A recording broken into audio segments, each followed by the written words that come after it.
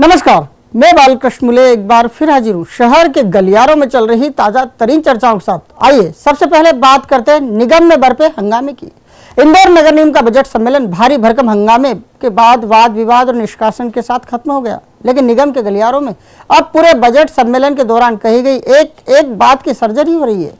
पक्ष और विपक्ष दोनों ही एक दूसरे की पीठ खुजाने का काम कर रहे हैं, जबकि सभापति राजेंद्र राठौर ऐसा कुछ कर गए जिसे समझना ना तो उनके अपनों के लिए आसान है, ना ही विपक्षियों के लिए। सभापति ने हर काम नियम संगत किया और उनके दागे तीर ऐसे निशाने पर जाकर लगे कि इन तीरों से एक नहीं, दो नहीं, कई घायल होते दिखाई दिए। बजट सम्मेलन तो खत्म हो गया, लेकिन सम्मेलन से किसे लाभ हुआ किसे नहीं, ये बात बताने वाला कोई नहीं मिल रहा है। किसी भी सदन के संचालन का दायित्व सभापति के पास होता है। ये एक ऐसा पद होता है जिस पर बैठने वाला व्यक्ति निष्पक्ष होना आवश्यक है। इसी पशुपेश में निगम सभापति राजेंद्र राठौर हमेशा दिखाई देते हैं। सदन के संचालन की जिम्मेदारी निभा रहे राठौर बजट सम्मेलन के दौरान यही करते दिखाई दिए। सभापति राठौर को विपक्षी पार्षदों के हंगामे का तो अंदेशा सदैव रहता है। इस बार सदन में कांग्रेसी पार्षदों ने असंसदीय भाषा का जमकर प्रयोग किया। कांग्रेसी पार्षद सुरजीत का उद्बोधन बहस का कम और चुनावी मैदान में खड़े होकर किसी चुनावी सभा को संचालित करने का ज्यादा लग रहा था। बात नेता प्रतिपक्ष की करें तो वो भी मौका मिलने के बाद भी अपनी किसी बात को मजबूती से सदन के समक्ष नहीं रख पाए, साथ ही लिखा हुआ भाषण तक ठीक तरीके से नहीं पढ़ सके। और जब बारी आई पूर्व नेता प्रतिपक्ष छोटे यादव की, तो वो भी ऐसे शब्दों की जुगाली में फंसे कि उनकी जुबान ही फिसल गई। बस क्या था, यहीं से गाड़ी बेपटरी हो गई। पहले 2 बार मौका दे चुके सभापति के समक्ष सत्ता पक्ष ने निंदा प्रस्ताव रख दिया और आखिर नियमों के खातिर ये प्रस्ताव पारित हुआ और कांग्रेस पार्षद यादव को सदन की कार्रवाई से निष्कासित होना पड़ा। इस पूरे मामले के बाद सदन के गलियारों में कई पुराने जख्म भी उभर आए। विपक्षियों ने पूर्व मेयर कैलाश विजयवर्गीय के बोल वचन के साथ शंकर यादव को भी याद कर लिया। हालांकि पर्दे के पीछे चली कवायद के बाद छोटे यादव को पुनः माफीनामे के साथ वापसी मिल गई, लेकिन वो शब्द अभी भी निगम के गलियारों में चर्चा का विषय बना हुआ है, जो छोटे के मुख से मेयर साहब और उनके अधिकारियों के लिए निकला था। खैर, पूरे खेल को समझने वाले तो समझ गए, जो न समझे वो अनाड़ी है। प्रदेश सरकार के बिगड़ेल मंत्री विजय शाह की करतूतें है कि थमने का नाम ही नहीं ले रही है। मंत्री पहले भी विवादों में रह चुके हैं और अब एक बार फिर विवादों के चक्रव्यूह में बुरी तरह से फंस गए हैं। मंत्री जी के बोल वचन से ऐसा नहीं है कि केवल महिलाओं की ही भावनाओं को ठेस पहुंची है। उनके कहे को सुन हर वो इंसान आहत है जो नारी शक्ति का सम्मान करता है। अब ऐसे में शाह का क्या हो, इसके लिए सभी की नजरें सीधे शिवराज पर टिकी हुई है। कहा जा रहा है कि आखिर इस बार निशाने पर शिव की साधना भी है। सत्ता के मद में डूबे आदिम जाति कल्याण मंत्री विजय शाह क्या सबसे बड़े हो चले हैं?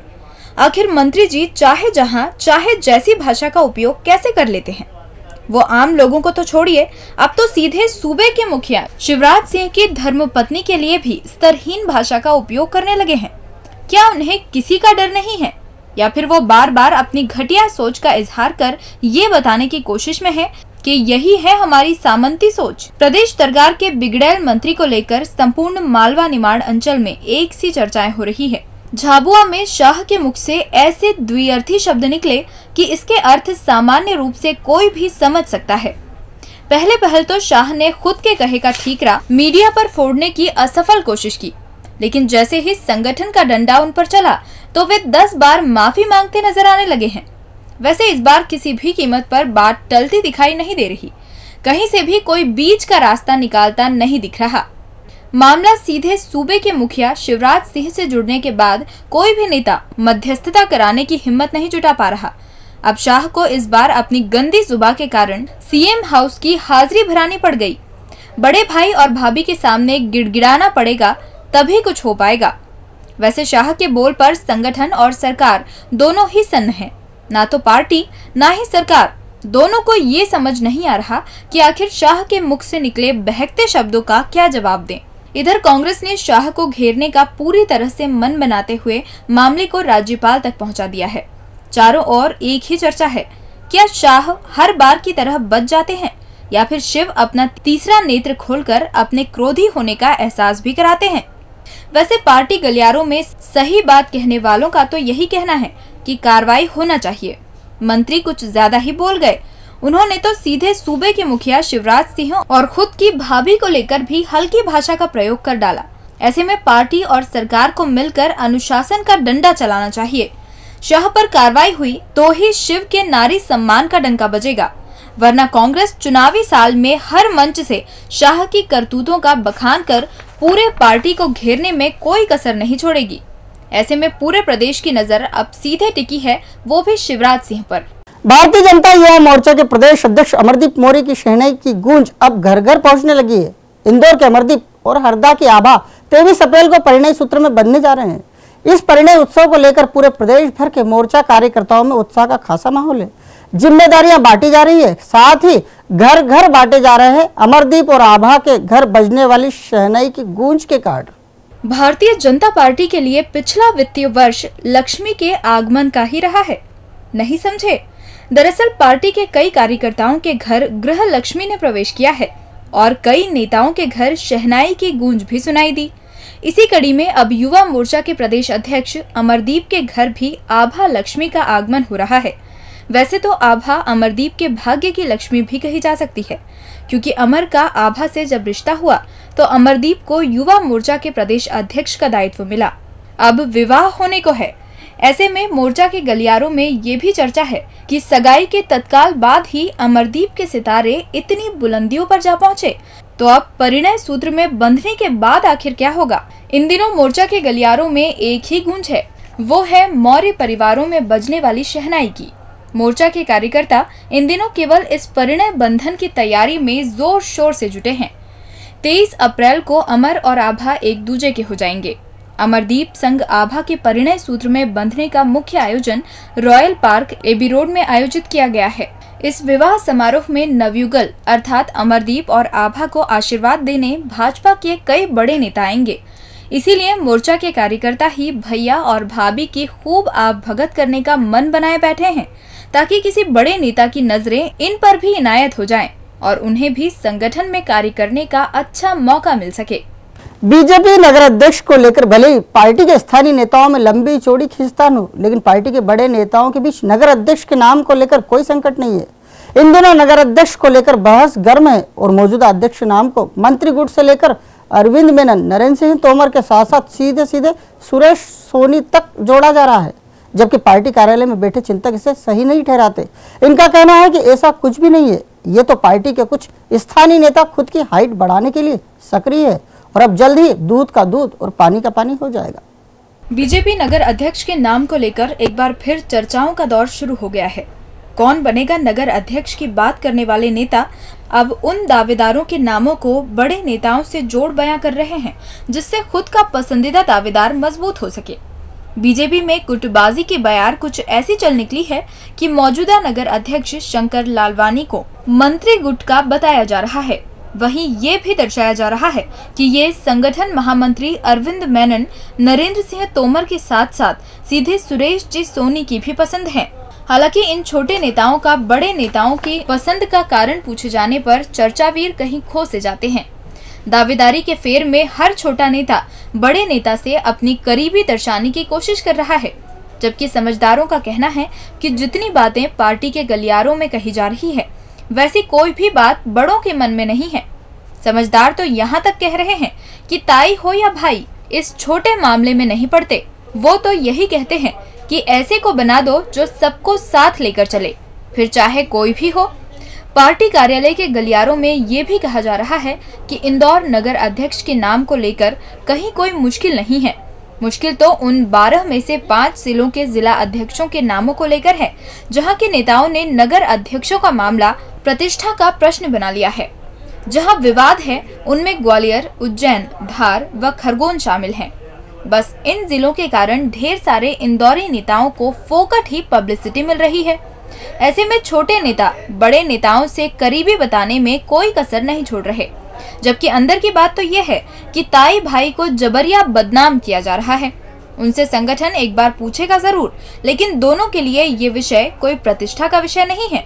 वैसे दोनों गुट अपनी पसंद का अध्यक्ष चाहते हैं, जिससे आने वाले चुनाव में कुछ काम संगठन के माध्यम से भी करवा सके, जबकि कुछ नाम ऐसे भी हैं जो आम लोगों की निगाह में नहीं, लेकिन वो अपनी पसंद के अध्यक्ष के लिए कसरत कर रहे हैं। ऐसे नेताओं में उनके नाम लिए जा रहे हैं जिन्हें कविवर सत्यनारायण सत्तन, भंवर सिंह शेखावत और मौजूदा विधायक सुदर्शन गुप्ता कहा जाता है। कांग्रेस की परिवर्तन यात्रा ने शहर कांग्रेस अध्यक्ष प्रमोद टंडन को शहर के गलियारों का लीडर बना दिया है। टंडन ने पहली बार हिम्मत जुटाकर कोई बड़ा काम अपने हाथों में लिया है और वो इस काम पर जुट भी गए हैं। इसलिए इन दिनों कांग्रेस गुनगुना रही है, टंडन घूमे गली गली। चुनावी साल में हर नेता को लगता है कि कुछ मेहनत तो कर ही ली जाए। ऐसे ही लीडर हैं शहर कांग्रेस अध्यक्ष प्रमोद टंडन। टंडन ने स्वयं की अगुवाई में उस अभियान को गली गली तक पहुंचाना शुरू कर दिया है, जिसे परिवर्तन यात्रा नाम दिया गया है। 1 नंबरी आगाज के साथ ही टंडन मिशन 2013 को लेकर सीधे 2 नंबर विधानसभा क्षेत्र के गलियारों में पहुंच गए।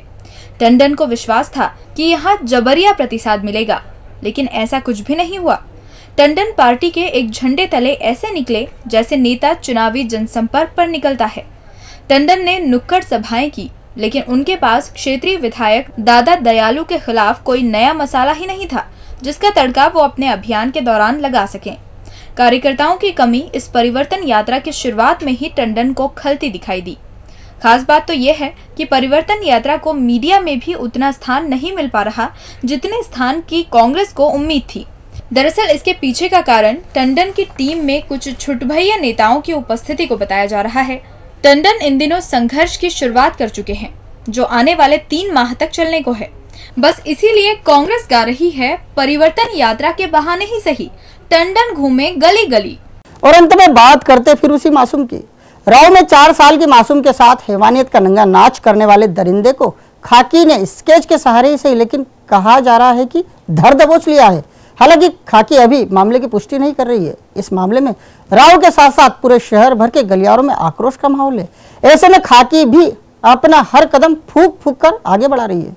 बात भले ही 4 दिनों पुरानी हो, लेकिन घटना को लेकर आज भी राव के लोगों में उतना ही गुस्सा है जितना पहले दिन बरपा था। मामला उसी मासूम बच्ची से जुड़ा हुआ है जो अस्पताल में संघर्ष कर रही है। गरीब माता पिता लोगों के हाथ जोड़ अपनी बिटिया का उपचार करा रहे हैं। जगह जगह चर्चाएं हो रही है। कोई कह रहा है दरिंदा खाकी के कब्जे में है, तो कुछ लोगों का कहना है कि खाकी अभी केवल कुछ संदिग्धों से महज पूछताछ कर रही है। कहा जा रहा है कि खाकी ने स्केच के सहारे इस मामले का पर्दाफाश करने में सफलता अर्जित कर ली है, लेकिन वो अभी अधिकृत तौर पर पुष्टि नहीं कर पा रही है। खाकी वैसे इस मामले का जल्द से जल्द भांडाफोड़ करना चाहती है, लेकिन वो पूरी तरह से पुख्ता कार्रवाई चाहती है। यही कारण है कि वो इस गंभीर मामले में बारीकी से तफ्तीश कर रही है।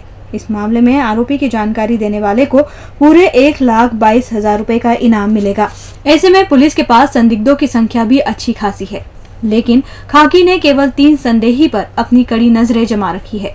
खाकी लगातार उन्हीं से पूछताछ कर ये पता करने की कोशिश में जुटी है कि आखिर घटनाक्रम किस परिस्थिति में किया गया। वैसे खाकी को इस बात का भी अंदेशा है कि वो जब भी असल आरोपी का नाम जग जाहिर करेगी तो राव के हालात क्या होंगे। यही कारण है कि राव के गलियारों में इन दिनों तरह तरह की बातें की जा रही है। वैसे खाकी के आला अधिकारी कह रहे हैं कि इस मामले में जिले के वरिष्ठ अफसरों की कई टीमें जांच कार्य में जुटी हुई है। जैसे ही खाकी आरोपी तक पहुंच जाएगी, मामले का खुलासा कर दिया जाएगा। डीजी न्यूज के खास कार्यक्रम गलियारों से को आप यूट्यूब पर भी देख सकते हैं। गलियारों से के आज के अंक में फिलहाल इतना ही। ताजा खबरों के लिए आप देखते रहिए डीजी न्यूज।